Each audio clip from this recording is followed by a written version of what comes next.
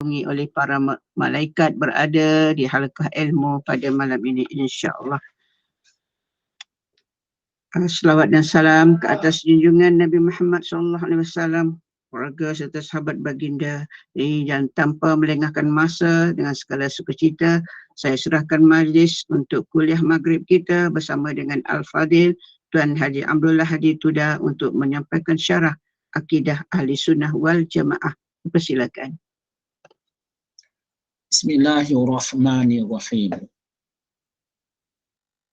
Assalamualaikum warahmatullahi wabarakatuh. Alhamdulillah. Alhamdulillah nahmaduhu wa nasta'inuhu wa nastaghfiruhu. Wa na'udzu billahi min shururi anfusina wa min sayyiati a'malina may yahdihillahu fala mudilla lahu fala hadiya lahu. Asyhadu an la ilaha illallah wahdahu la syarikalah wa asyhadu anna Muhammadan abduhu wa rasuluh. Arsalahu bil huda wa dinil haqqi liyusirahu ala dini kullihi walau karihal musyrikun. Rabbi shrah li sadri wa yassir li amri wahlul 'uqdatam min lisani yafqahu qawli. Alhamdulillah. Pertama-tama kita bersyukur kehadirat Allah Subhanahu wa taala. Izinnya juga dapat kita bersama-sama pada malam yang mulia ini dalam majlis ilmu. Mudah-mudahan Allah SWT memberkati dan merahmati kita semua. Salam selawat, salam kebesaran kata junjungan Nabi besar Muhammad sallallahu alaihi wasallam serta kaum keluarganya, para sahabat dan juga pada kaum muslimin dan muslimat. Khususnya kepada kedua ibu bapa kita. Insya-Allah pada malam ini kita sambung kelas pengajian kita pada muka surat 87 pada pelajaran yang ke-6 dalam kitab Akidah Ahli Sunnah wal Jamaah. Pertama-tama, kita sudah meningkat pengajian kita kepada mengaji tentang ilmu keyakinan, tahap keyakinan. Bukan kita mengaji tahap ilmu. Apabila kita masih beranggapan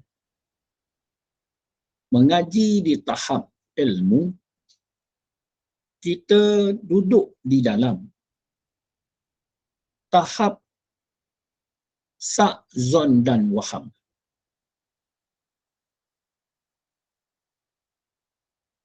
Sebab itulah saya katakan kita duduk pada tahap keyakinan. Apabila disebut keyakinan, maknanya tahap keyakinan kita adalah tahap yang mantap. Yakni dikatakan akidah yang tetap, tidak berganjak sedikit pun, dan berbetulan dengan Ahlus Sunnah wal Jamaah serta dengan dalil, sama ada dalil ringkas, ijmali ataupun dalil tafsili.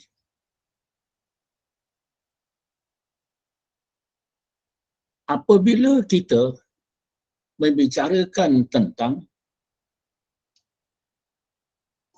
tahap keyakinan 100% mempunyai 3 ciri utama seperti mana yang saya telah sarahkan, yakni tahap ilmu yakin. Maknanya ciri yang pertama adalah ciri ilmu yakin. Daripada ilmu yakin tersebut ataupun sumber ilmu yakin tersebut, maka terbinalah keyakinan. Dinamakan ain yakin. Daripada ain yakin tersebut, ilmu dia terbit menjadi ain yakin, kemudian kita benarkan inilah ilmu yakin. Itu dikatakan tahap yakin. Tahap yakin apa dikatakan? Iktikad yang jazam. Berbetulan iktikadun jazimun mutabikun lil waqi', berbetulan dengan yang sebenar. An dalil, dengan dalil. Itulah akidah Ahlus Sunnah wal Jamaah.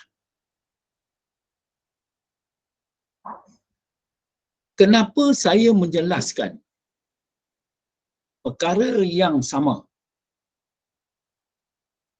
Supaya saya dan tuan-tuan, terutama perempuan semua, faham apa itu makrifah. Faham apa itu makrifah.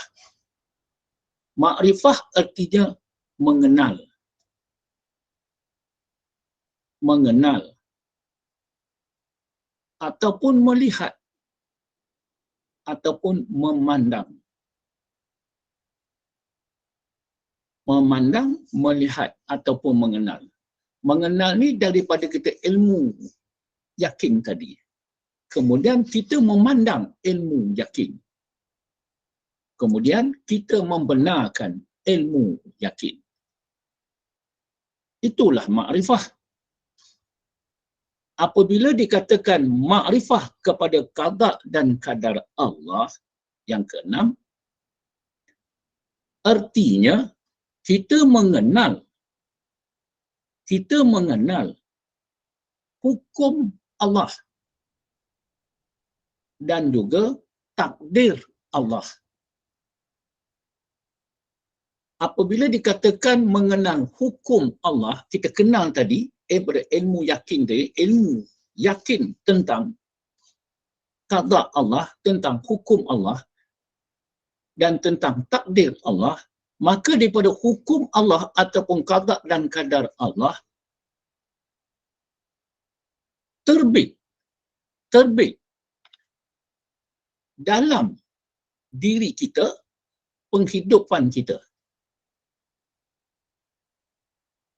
tentang qada dan qadar Allah. Maka kita benarkan qada dan qadar Allah.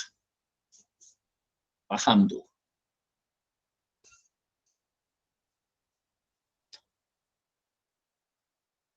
Sama juga seperti mana saya perjelaskan. Kalau tahap tahu dengan tahap kenal amat jauh bezanya. Namun dia adalah bersatu. Tahu dan kenal mempunyai perbezaan. Tetapi kalau tahu saja tak kenal, tak sampai kepada tahap kepercayaan dan keyakinan atau akidah yang sebenar. Jika tak sampai tahap tahu dan kenal, maka tak sampai kepada tahap akidah yang sebenar. Kesimpulan awal saya nak bagi tahu di sini. Pertama, kita tidak membicarakan tentang tahap tahu. Tetapi kita membicarakan tentang tahap keyakinan. Tahap keyakinan. Itu yang kita bicarakan.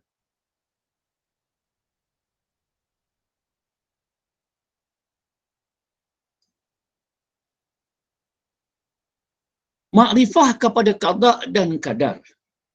Makrifah kepada qada dan takdir. Takdir ni ataupun qadar.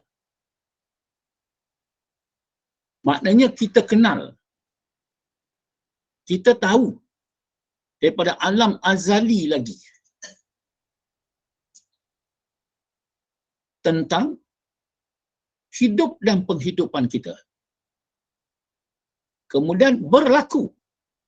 Itulah takdir. Tadi itu hukum Allah. Iaitu makrifah kepada hukum Allah. Hukum Allah di sini bukan hukum sah, batal, halal, haram, harus atau mubah, bukan. Hukum di sini hukum ketetapan. Hukum ketetapan daripada azali lagi. Tentang apa? Tentang sukatan hidup dan penghidupan kita di dunia ini. Dan kita percaya 100%. Itu tahap keyakinan. Kita percaya kita ada usaha dan ikhtiar. Kita ada usaha dan ikhtiar. Apa sebab kita usaha dan ikhtiar? Sebab kita ada keinginan. Sebab apa ada keinginan? Sebab didorong oleh Allah Subhanahu Wa Taala. Itu sebagai tanda kasih Allah kepada kita. Didorongnya kita untuk berusaha dan berikhtiar. Allah Subhanahu Wa Taala nak menetapkan hukum tersebut pada perbuatan kita. Itu ketetapan. Kenapa saya jelaskan seperti ini? Sebab kita nak menolak pegangan i'tiqad Mu'tazilah. I'tiqad Mu'tazilah berhubung tentang qada dan qadar Allah. Yang mana Mu'tazilah menolak tentang qada dan qadar Allah, bahawa manusia itu ada usaha dan ikhtiar sendiri. Dia memutuskan qada dan qadar Allah. Itu pasal saya menjelaskan perkara tersebut.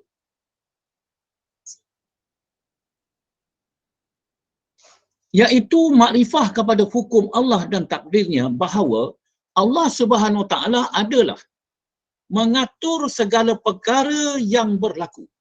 Mengatur segala perkara yang berlaku. Dan terjadi di alam dunia ini. Allah Ta'ala, dia tak kata Allah Ta'ala menjadikan alam tu. Allah Ta'ala tak kata dia menjadikan manusia itu.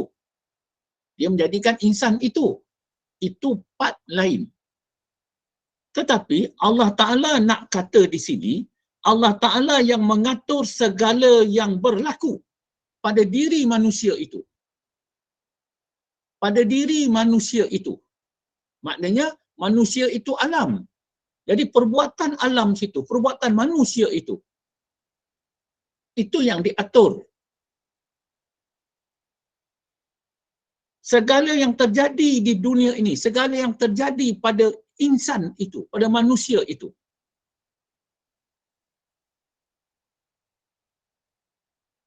dengan kebijaksanaannya dan kehendaknya sendiri. Maknanya lahiriah didapati kita punya kehendak atau keinginan. Tetapi pada hakikatnya adalah kehendak daripada Allah Subhanahu wa taala. Kita berkeinginan untuk bahagia dunia dan akhirat. Kita berusaha dan berikhtiar, bekerja bersungguh-sungguh untuk mendapatkan makanan. Daripada makanan, dapatlah kita menyara keluarga. Apabila kita dapat menyara keluarga, bermaksud bahagianya hidup berkeluarga. Ada usaha dan ikhtiar. Namun usaha dan ikhtiar itu adalah usaha dan ikhtiar yang telah ditetap tentukan di alam azali dahulu.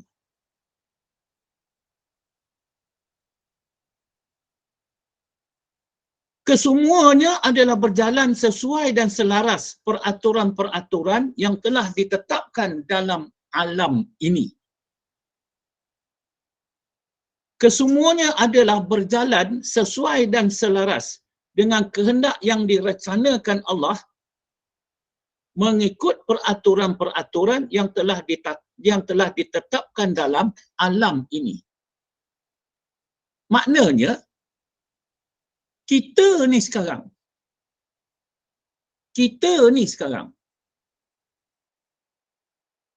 diatur oleh Allah Subhanahu wa taala, dan perjalanan hidup kita telah diatur oleh Allah Subhanahu wa taala. Daripada bila? Daripada alam azali lagi. Tentang nama kita, tentang umur kita, tentang kematian kita, tentang rezeki kita, tentang sebagainya. Kemudian Allah Subhanahu wa taala kasih sayangnya menggerakkan kita. Maknanya Allah Ta'ala berkeinginan, Allah Ta'ala berkehendak, maka kita bergerak kepada kehendak dia. Itu nama ketetapan. Namun ketetapan tersebut ataupun hukum tersebut ditolak oleh Mu'tazilah. Ditolak oleh Mu'tazilah. Bahawa Mu'tazilah berpegang itu adalah datang daripada manusia itu sendiri. Apa maksudnya? Dia memutuskan hubungan dengan hukum Allah. Samalah juga dengan Qadariyah. Apatah lagi Jabariyah. Tak percaya langsung kepada qada dan qadar Allah.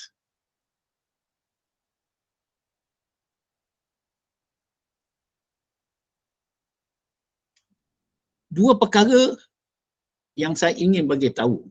Pertama, minta maaf. Kenapa saya bercakap tidak selancar dahulu? Ada dua perkara.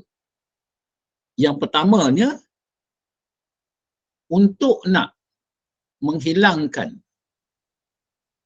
rasa keraguan dengan ustaz. Saya sekarang dalam sakit gigi. Maaf. Ya. Sakit gigi. Tapi sihat. Sihat.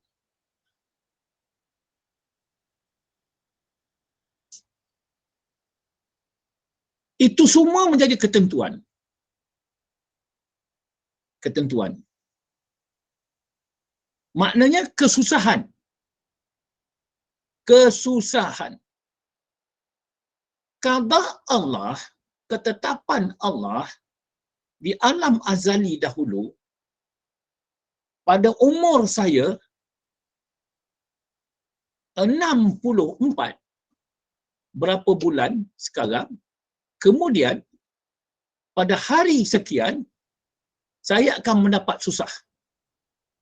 Mendapat susah. Ini yang kita nak faham tentang qada dan qadar Allah. Jadi apabila berlaku susah tersebut, pertama, saya percaya qada Allah dan takdirnya berlakunya pada hari ini. Begitu jugalah kepada tentang perjalanan qada dan qadar Allah dalam hidup dan penghidupan kita. Baik. Sehubungan dengan ini, iman adalah khusus mempercayai perkara-perkara yang batin. Iman khusus percaya kepada perkara-perkara yang batin, perkara-perkara rohani, perkara-perkara yang maujud dalam hati kita. Yang mana kita percaya kita di dalam perjalanan qada dan qadar Allah. Qada apa? Ketetapan ketentuan Allah. Qadar berlakunya qada dan qadar Allah sekarang. Yang takluk dengan perbuatan hati. Yang takluk kepada perbuatan hati. Perbuatan hati apa? Pertamanya, sangka baik. Sangka baik kepada Allah Subhanahu wa taala. Sangka baik sesama manusia. Itu di antara perbuatan hati. Sangka baik kepada Allah Subhanahu wa taala dinamakan adab. Adab kepada Allah Subhanahu wa taala. Allah Ta'ala telah menentukan, dengar baik-baik, Allah Subhanahu Wa Ta'ala telah menentukan perkara yang wajib. Perkara yang wajib. Perkara yang wajib apa? Sembahyang. Dikurniakannya kepada kita sembahyang. Maka kita berbuat sembahyang. Maka kita bersolat. Adab kita kepada Allah Subhanahu Wa Taala menjaga solat tersebut bermaksud kita menjaga adab kepada Allah Subhanahu Wa Taala. Itu perbuatan hati. Sama juga kepada manusia yang digelar guru. Apa yang guru sampaikan itu adalah ketetapan. Ketetapan, hukum. Ini qada Allah. Hukum ketetapan. Kita tu menjaga adab kepada guru. Adab kepada guru apa? Menjaga segala pengajaran dia. Itu menjaga adab lah. Maknanya perbuatan hati. Perbuatan hati. Dan dibuat dengan redha, ketelusan, kerelaan. Itulah qada dan qadar Allah. Ketelusan hati, kerelaan hati. Ikhlas. Itu perbuatan hati. Kepada apa? Kepada Allah Subhanahu Wa Taala. Allah Taala menentukan kepada aku duduk dalam majlis ilmu pada malam ini. Itu ketetapan. Itu sebabnya dikata akhlak. Akhlak yang baik. Akhlak yang baik. Dan situlah letaknya hukum taklif. Tentang 5 hukum tadi. Tentang akhlak tadi. Hukum ketetapan tentang solat, tentang sembahyang, itu dah ditetap. Kau nak buat sembahyang, kena ketahui tentang hukum. Sah batal, kena ketahui. Kena ketahui kafiat sembahyang. Itu dah tetap. Itu hukum ketetapan. Tetapi nak menjaga akhlak, menjaga tersebut sama ada di depan ataupun di belakang. Itu sebabnya orang bertanya, Ustaz, kenapa kita tu apa boleh orang hina Rasulullah SAW, kita tak terasa apa-apa? Saya jawab, pertama, kita itu tidak ada sesuatu pun rasa hubungan kita dengan Rasulullah. Jadi kita tak jaga adab pada Rasulullah. Itu sebab kita tak ada rasa. Sama juga kepada guru. Guru tu ambil daripada Rasulullah. Kita jaga adab kepada guru, menjaga adab kepada Rasulullah. Makna terasa hati. Pasal apa? Kita sukakan baginda Rasulullah SAW. Jadi apabila orang menghina Rasulullah SAW, terasalah hati kita. Sebab segala kebahagiaan aku dapat sekarang daripada dia. Daripada aku tak tahu menjadi tahu, daripada dia. Sama ada di depan ataupun di belakang. Dia dah lama wafat. Jadi apabila orang mengata, kita terasalah hati. Sama juga dengan guru. Itu perbuatan-perbuatan hati. Maknanya pada sangka baik kita dibuat dengan ketelusan, dengan keikhlasan, dan kita buat tak ada selain daripada Allah Subhanahu Wa Taala. Iaitu mempercayai Allah. Mempercayai Allah itu perbuatan hati. Bukan mempercayai Allah ini daripada penglihatan mata kasar. Tetapi perbuatan percaya kepada Allah SWT adalah daripada mata hati. Penglihatan mata hati. Jelas terang zat Allah. Jelas terang sifat Allah. Jelas terang perbuatan Allah. Tidak terdinding oleh sesuatu pun. Jelas dan terangnya tentang Allah Subhanahu Wa Taala. Jika kita masih ada terdinding sesuatu dengan Allah Subhanahu Wa Taala, itu yang dikatakan di dalam hairan. Hairan. Hairan ni apa? Sedangkan dia terang dan jelas menjadikan kita. Namun kita tidak juga lagi melihat dengan terang dan jelas. Itu faham lebih baik. Mempercayai Allah, mempercayai malaikat-malaikatnya, kitab-kitabnya, rasul-rasulnya, hari kiamat, kadar baik dan kadar jahat. Semuanya perbuatan hati. Kadar baik dan kadar jahat. Kalau dalam kitab-kitab lain kata untung baik dan untung jahat.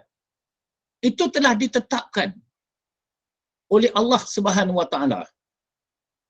Untung baik dan untung jahat yang Allah Ta'ala tetapkan, itu yang kita kena faham seperti mana yang sepaham tadi. Dalam Ahlus Sunnah wal Jamaah, dia suruh kita berusaha dan berikhtiar. Di dalam perjalanan kita, berusaha dan berikhtiar untuk mendapatkan kebahagiaan, berlakulah halangan-halangan. Halangan-halangan. Maknanya, itu dah telah ditetapkan. Bukan bermakna kita terus berhenti. Tetapi kita terus juga berusaha dan berikhtiar mengatasi halangan untuk nak mencapai cita-cita. Kebahagiaan di akhirat. Itulah Ahlus Sunnah wal Jamaah. Untung baik dan untung jahat. Kedua, setiap yang baik akan dibalas baik. Setiap yang jahat akan dibalas jahat. Itu perbuatan hati. Itu kerja hati. Jadi daripada hati itulah maka kita itu menyaksi. Baikkah perbuatan aku ataupun tidakkah? Dengan sebab itulah apabila malaikat Jibril datang kepada Nabi Muhammad SAW menyerupai seorang Arab Badawi. Menyerupai seorang Arab Badawi. Tapi Arab Badawi ni yang datang ni, satu dikatakan dia berpakaian jubah putih. Jubah putih. Berjanggut putih. Dan rambutnya putih. Dan kelihatan tubuh badannya putih berkilat. Kilat tu saya tambahlah. Maknanya begitu cantik, indah. Ya, keadaan bukanlah katakan seperti seorang Arab Badawi yang dikatakan Arab Badawi yang rupa macam betul-betul orang kampung sebagai. Ya. Bertanya mengenai iman. Iman. Kenapa dia nak tanya iman? Bukan dia nak belajar. Tetapi dia nak tahu. Itu mana tahap keyakinan. Tahap keyakinan yang bertanya. Dan yang menjawab. Sama juga kita pengajian sekarang. Kita tak duduk tahap tahu. Tahap belajar. Kalau tahap tahu, tahap belajar ni kan, itu ada lagi ada lagi ada tahap dia katakan sak. Sak ni apa? Perseimbangan antara betul ke tidak ke? Zon memberat kepada yang tidak tahu lagi. Waham memberat kepada yang tahu. Itu keadaan orang yang belajar. Jadi yakin kepada diri ini, aku kepada tahap yakin. Aku nak tahu tahap yakin sekarang. Sebab itulah perjalanan hidup aku. Dan itulah akidah kita, pegangan kita. Bukan lagi aku tahap nak belajar ni, belajar atau belajar ini. Tapi maknanya aku tahap membicarakan tentang tahap yakin. Makna tahap ilmu yakin. Ainul yakin. Hakul yakin. Tu yang kerap kali saya menggambarkan apa itu ilmu yakin. Ilmu yang sebenar-benarnya. Yang kelihatan daripada ilmu yakin. Dan aku benarkan ilmu yakin. Tu yang saya jelaskan, ambil contoh tentang Jabatan Pulau Pinang. Rumah kita, hidup kita, berkeluarga, yakin.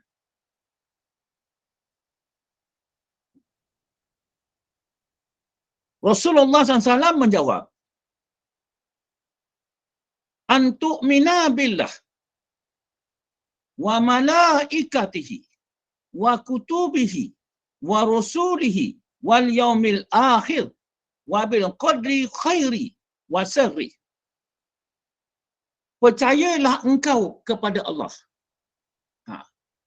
Ini yang bertanya. Malaikat Jibril alaihissalam ni, dia yang mengajar, memberitahu, memimpin, mendidik dan sebagainya, membawa ayat Al-Quran dan sebagainya kepada baginda Rasulullah sallallahu alaihi wasallam. Kemudian dia pula bertanya tentang iman. Percayalah engkau kepada Allah, malaikat-malaikatnya, kitab-kitabnya, rasul-rasulnya, hari akhirat dan takdir baik dan jahat. Percayalah. Maknanya 100% percaya letak di hati. Bukan di luar. Apa yang kita buat, bukan. Tetapi di hati. Bukan penglihatan yang kita tengok, bukan. Tapi penglihatan mata hati. Pendengaran mata hati. Itu dikatakan takdir baik dan juga jahat. Untung baik, untung jahat. Aku percaya ini telah ditakdirkan oleh Allah. Aku usaha ikhtiar tapi dapat juga untung susah. Aku berjalan naik kereta, dah ikut jalan betul dah. Tapi orang jalan sebelah sana, dia pergi rentas jalan tengah jalan, dia pergi langgar kereta saya. Nak mendapatkan susah. Itu takdir. Pada hari sekian, tetap dapat susah. Namun kita tetap diteruskan juga hidup kita. Bukan jadi pula jadi Jabariyah pula. Dah nasib aku. Berbeza dengan nak faham nasib. Jawapan Rasulullah SAW ini menghuraikan bahawa iman itu adalah tertakluk di bawah 6 perkara tersebut. Iman itu tertakluk kepada 6 perkara tersebut yang menjadi rukun iman. Sebab apa? Penanya tu tanya, apa itu iman? Apa itu iman?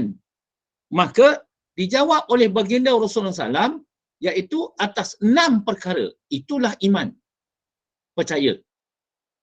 Telah kita sarahkan dahulu. Satu persatu. Bahkan inilah yang terakhir. Qada dan qadar Allah. Nah. Beriman tentang Allah, beriman tentang malaikat, beriman tentang kitab, beriman tentang rasul, beriman tentang hari akhirat, beriman tentang qada dan qadar Allah. Dan juga menjadi asas agama Islam. Asas. Kalau tak ada rukun iman, kita bina itu Islam, dia tetap akan runtuh. Batu asas lah. Tapaknya, asasnya adalah iman. Adalah iman. Kalau dah sebatang pokok, atasnya tu, atas daripada tapak atas tu, maknanya batang. Daripada batang, tumbuhlah dahan. Dahan, ranting-ranting. Daripada ranting-ranting tersebut, tumbuhlah daun-daun. Daun dan buah. Tetapi akarnya, akar tunjangnya, akarnya, itulah akidah. Kalau tak betul akidahnya, maka pokok tersebut yang dah cantik lawa, sedikit demi sedikit, layu akan mati. Buah yang telah nak tunggu, nak petik begitu pun akan gugur. Daun pun gugur, terus mati.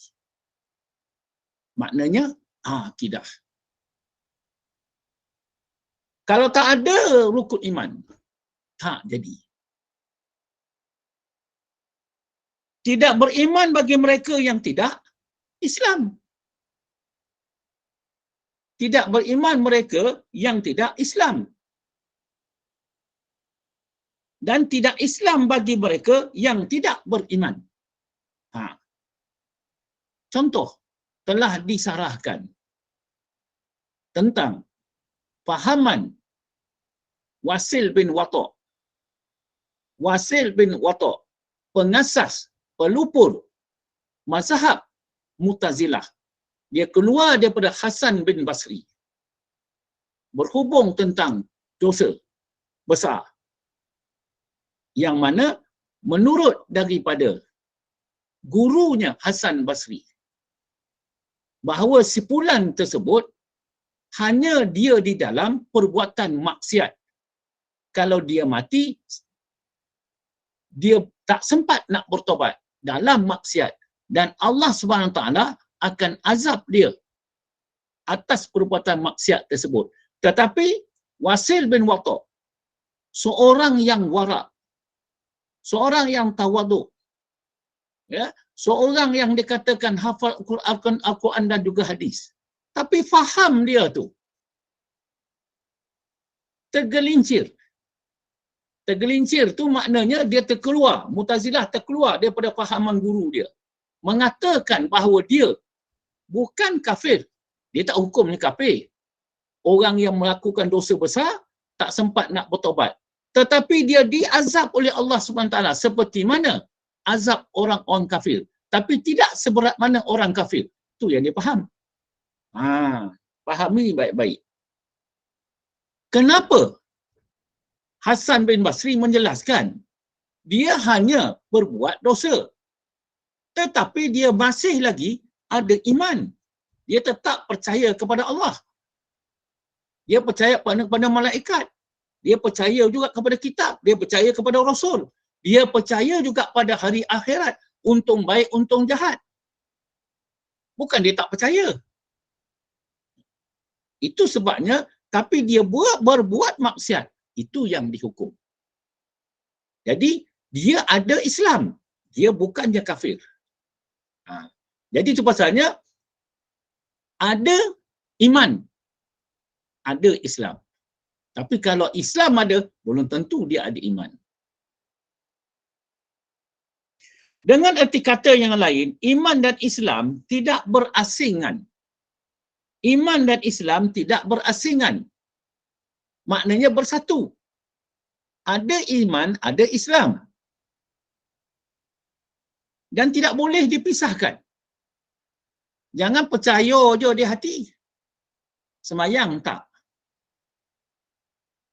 Jawapannya tak kono lah. Sebab asasnya iman. Kalau dah percaya kepada Allah, Tuhanku, kita percayalah atas tuntutan dia, perbuatan dia. Dan tidak boleh dipisahkan, di mana iman adalah menjadi syarat sah Islam. Iman menjadi syarat sah Islam. Rukun iman tadi itu menjadi syarat sah rukun Islam. Syarat sah. Kalau tak ada iman, tak sah Islam dia. Itu pasalnya sekarang kita membicarakan tentang akidah kita, keyakinan kita. Kita dah berjalan jauh dah ni. Dengan sebab itulah iman tadi terbahagi kepada dua bahagian. Iman terbahagi kepada dua. Dalam kitab-kitab mengatakan iman majmal, iman maksal. Iaitu iman kamil. Iman yang sempurna. Ingat iman yang sempurna tadi. Tentang rukun iman. Jangan kita kecilkan. Iman itu percaya khusus kepada Allah Ta'ala, kita pun bersarahlah tentang itu. Bukan. Iman di dalamnya adalah rukun iman. Dan iman nakis. Imanku kurang. Iman nipis. Tapi beriman. Beriman. Tapi nipis. Kepercayaan, keyakinannya.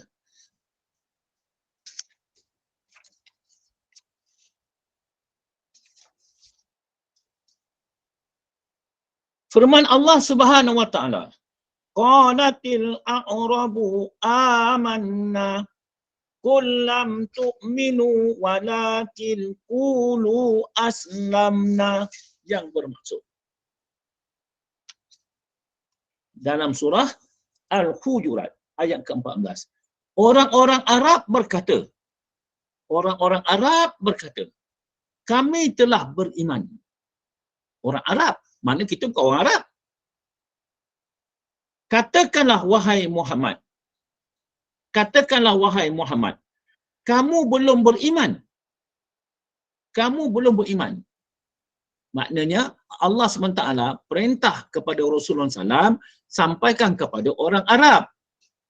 Maksud dia, maknanya kamu belum beriman. Bukan baginda Rasulullah SAW itu tak beriman. Dah, ayat ni membagi tahu.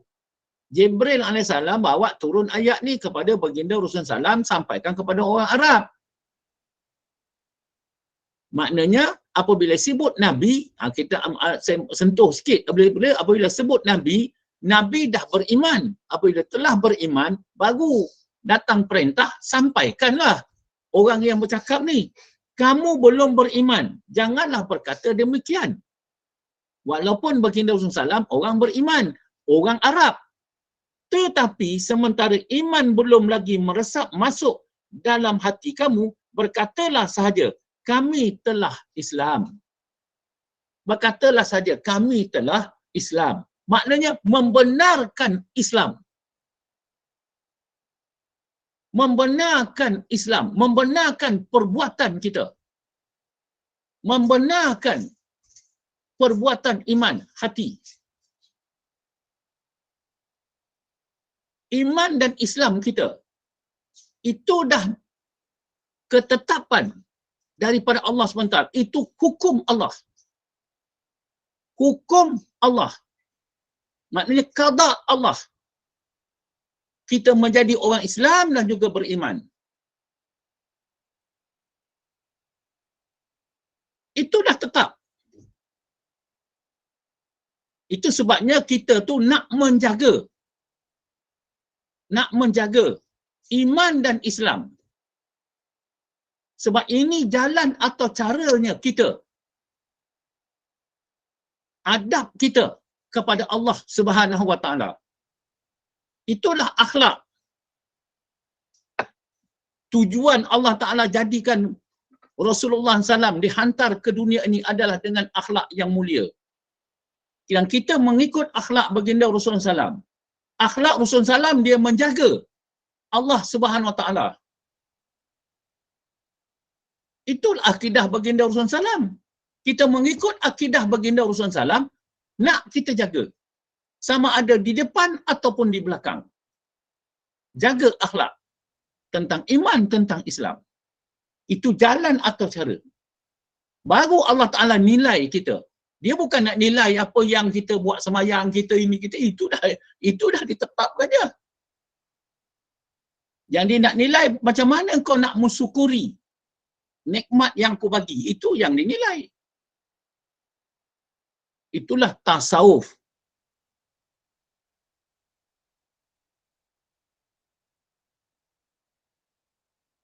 Perbincangan dan kesimpulan. Perbincangan dan kesimpulan.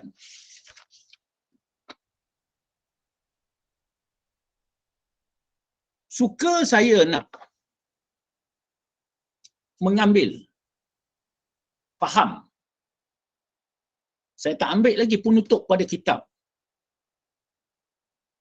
Akidah Ahli Sunnah wal Jamaah. Tetapi saya nak mengambil pengajaran. Apa yang aku faham sekarang? Apa yang aku yakin sekarang? Sebab kita nak duduk tahap yakin. Jadi aku nak bicara tentang tahap yakin aku.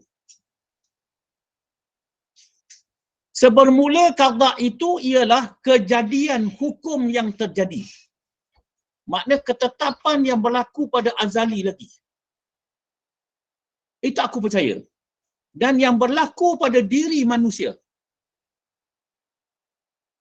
Misalnya seperti kaya, miskin, untung rugi, molek buruk, mati hidupnya dan sebagainya. Maknanya diri manusia tu. Hukum yang terjadi dan berlaku pada diri manusia. Manusia, apa yang terjadi pada diri manusia? Seperti kaya, miskin, untung rugi. Kalau dia berdagang, molek buruk, cantik lawa, handsome, mati hidupnya dan sebagainya. Makna manusia tu tadi. Tentang apa yang berlaku. Itu namanya qada. Aku percaya. Aku yakin. Qada aku. Makna aku diri manusia. Sama ada aku sekarang kaya ke, miskin ke, aku sedang berdagang untung ke, rugi ke, sama ada aku cantik ke, tak cantik ke, mati hidup ke, masih hidup lagi, akan mati, dan sebagainya. Itu maknanya qada. Qada ni apa? Berlaku di alam azali dahulu. Kau jadi kaya, kau jadi ini, kau jadi ini. Tetapi, qada ni, tidak pula kita tu ketahui. Cuma Allah Ta'ala perintah kita berusaha dan berikhtiar. Kalau misal kata dia bagi tahu, engkau meniaga rugi, adakah kita nak meniaga? jadilah Jabariyah. Itu sebabnya kita pun tak tahu. Yang kita tahu, kita ada keinginan nak kaya, tapi rupanya kita jadikan miskin. Tapi aku tetap juga berusaha nak jadi kaya. Itu aku percaya. Dan kadar itu iaitu ukuran ataupun sukaran. Kadar itu iaitu ukuran ataupun sukatan. Untung baik dan untung jahat. Sukatan dia. Mendapat untung baik ataupun untung jahat. Yang ditentukan atas tiap-tiap makhluk.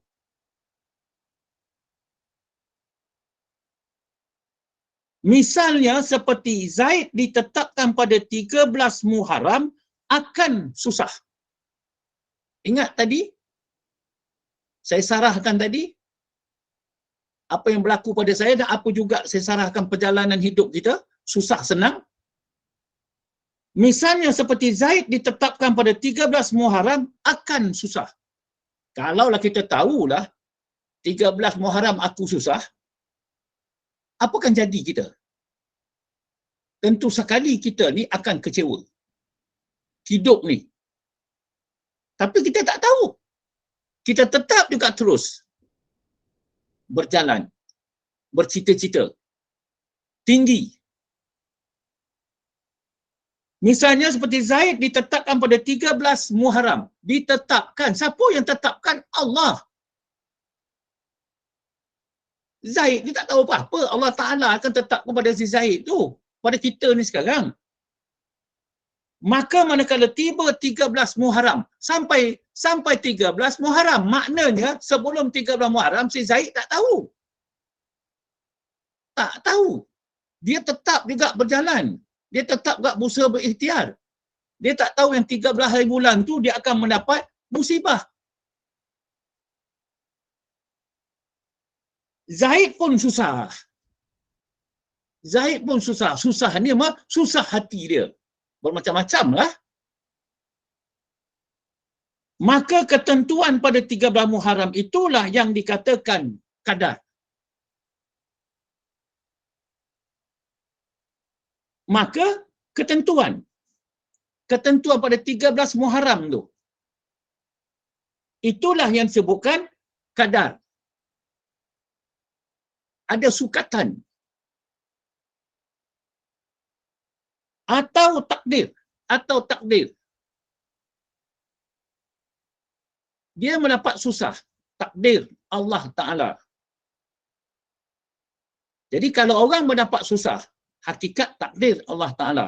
Tetap dia mendapat susah. Tetapi dah Ahlus Sunnah wal Jamaah, kita tahu dan orang lain tahu, itu sebab kita nak berdoa. Doa tu dalam membicarakan tentang qada dan qadar Allah. Ya Allah, ya Tuhanku, selamatkanlah si Zaid ni daripada kesusahannya.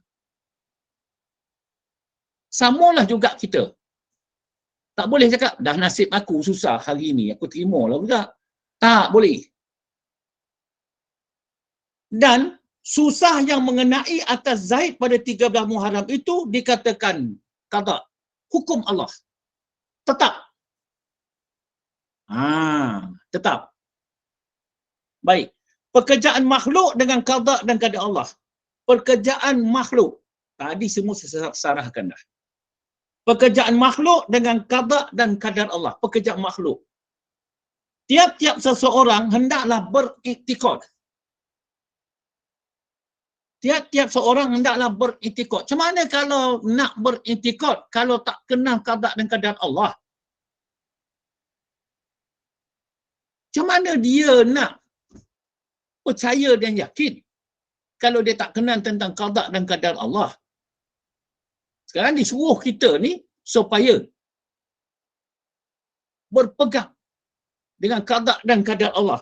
Tiap-tiap seorang hendaklah beriktikad segala-gala pekerjaan makhluk sama ada dengan sengaja pekerjaan makhluk. Makhluk dia bekerja. Katakan insan, manusia tu bekerja. Itu faham dia. Bukannya cerita tentang insan tu, manusia tu, makhluk tu. Tapi cerita tentang tentang perbuatan makhluk tu. Seperti berdiri, duduk, makan, minum ataupun tidak sengaja. Seperti jatuh, terantuk, terperanjat. Kesemuanya itu berlaku dengan kehendak Allah. Semuanya itu berlaku atas kehendak Allah. Berlaku pada diri kita. Kita ambil contoh sembahyang lah. Sembahyang, togak, rukuk, sujud, duduk antara sujud. Kemudian kita pula bagi salam ke sana sini. Mana kita perbuatan tersebut.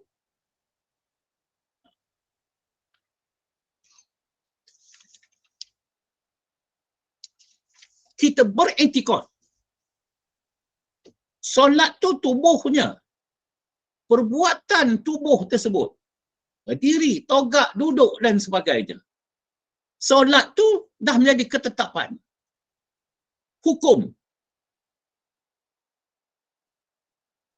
Dan dengan takdirnya yang telah menentukan baginya di dalam azali. Di dalam azali. Dan dengan diketahuinya sebelum masa berlakunya.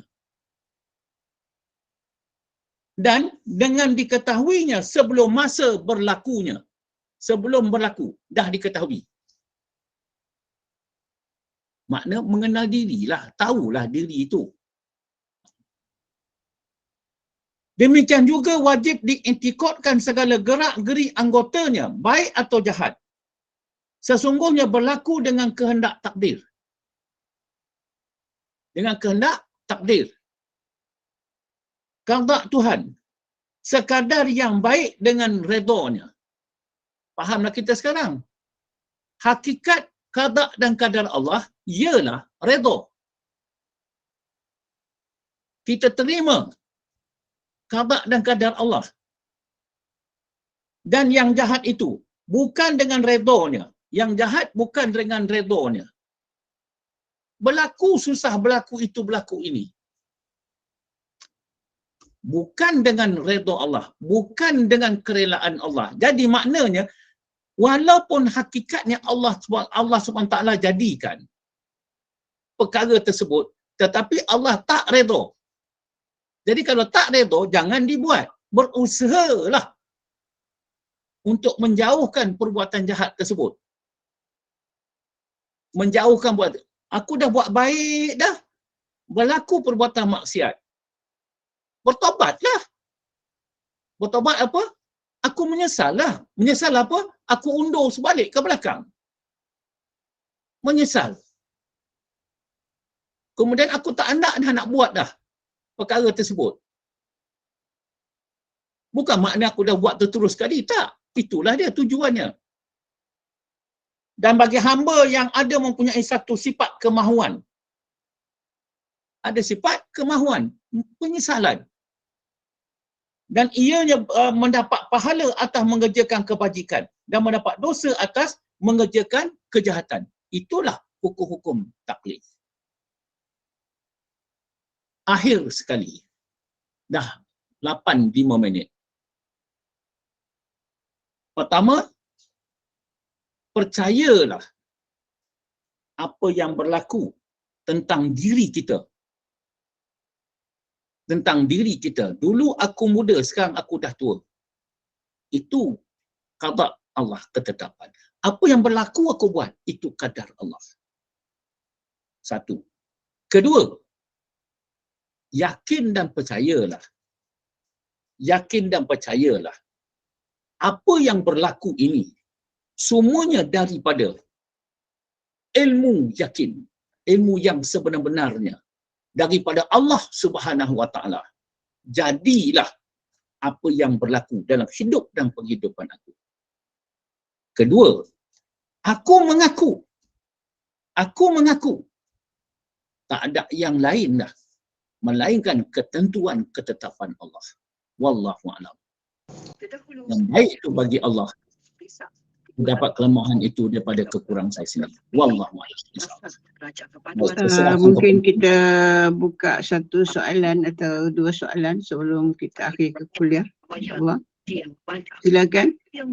Tuan Haji Mat Yunus ke ada nak soalan? Dia buka mic. telah menyediakan pelbagai program bagi tujuan itu. Saya telah mengambil keputusan supaya semua negeri-negeri yang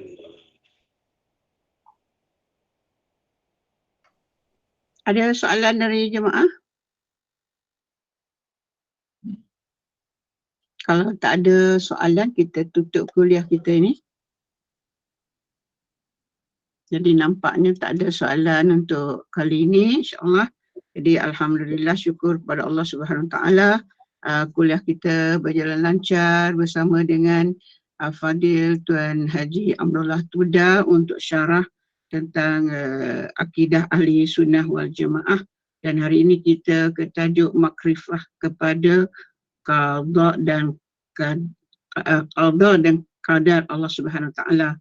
Jadi iaitu tahap keyakinan kita, hidup dan keyakinan kita itu telah diatur sejak azali. Jadi perjalanan kita diatur oleh Allah dari awal lagi, dari azali lagi, dan kita semua ni bergerak kepada kehendak Allah. Jadi kita mesti ada iman, ada Islam. Jadi mudah-mudahan kita berada di tahap yakin, mudah-mudahan kita diredai oleh Allah sepanjang Amin. perjalanan hidup kita, insya-Allah.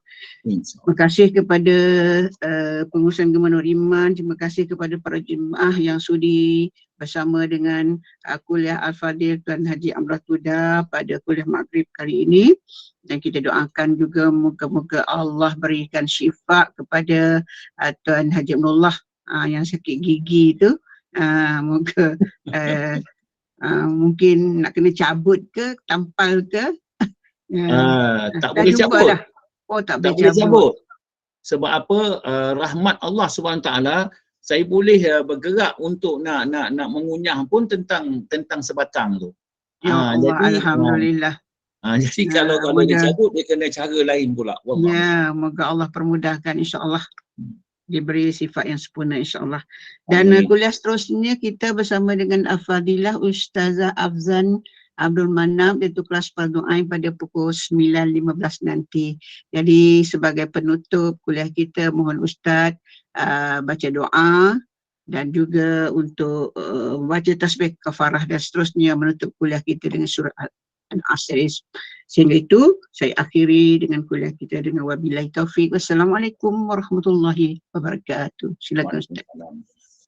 Bismillahirrahmanirrahim. Alhamdulillahirabbil alamin.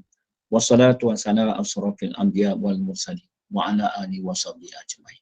Allahumma a'dana likulli haulin la ilaha illallah wa likulli hammin wa ghammin masyaallah wa likulli ni'matin alhamdulillah wa likulli ridha'i wasilatin asyukurillah wa likulli ujubatin subhanallah wa likulli dzambin astaghfirullah wa likulli musibatin inna lillahi wa inna ilaihi raji'un wa likulli dikin hasbiyallah wa likulli qada'i wa qadarin tawakkalna 'ala Allah wa likulli ta'atin wa masiyatin la haula wa la quwata illa billahil aliyyil azim. Walhamdulillahirabbil alamin. Bismillahirrahmanirrahim. Wal 'ashr innal insana lafi khusr illa allazina amanu wa 'amilus solihati wa tawasaw bil haqq wa tawasaw bis sabr. Insya-Allah kita berjumpa pada masa waktu yang lain. Amin ya Allah.